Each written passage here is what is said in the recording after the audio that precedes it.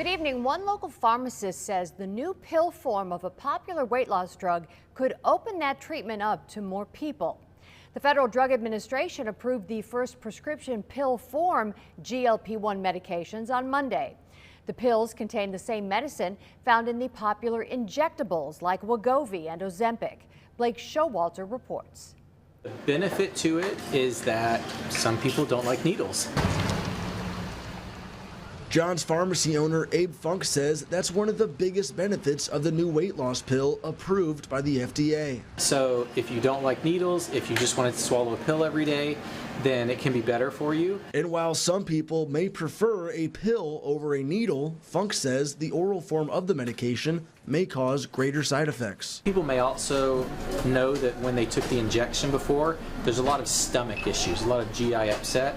And the data seems to show that the pills have more GI upset than the injections do because they're hitting your stomach immediately. Funk says the GLP-1 drugs work by constricting your appetite. They work on your brain by basically helping you to not have as much desire to eat. So the cravings that you have to eat, those are lessened. But he says the weight loss pill also comes with a stricter routine. You have to take it first thing in the morning without any food.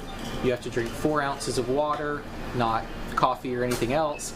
And you have to do that right away. You have to do it at the same time every day. Funk says if you fail to follow the routine, then the medication won't be absorbed properly. It won't work as well. On the plus side, Funk says the pill could come with a cheaper price tag than the injections. And when you're comparing it to the $1,000 a month for the injectable, what Novo is saying is they anticipate it to be lower. How much lower? We don't know. In Cape Girardeau, Blake Showalter, Heartland News. The new pills are expected to be available in a few weeks. Roughly 1 in 8 Americans report taking a GLP-1 drug to lose weight.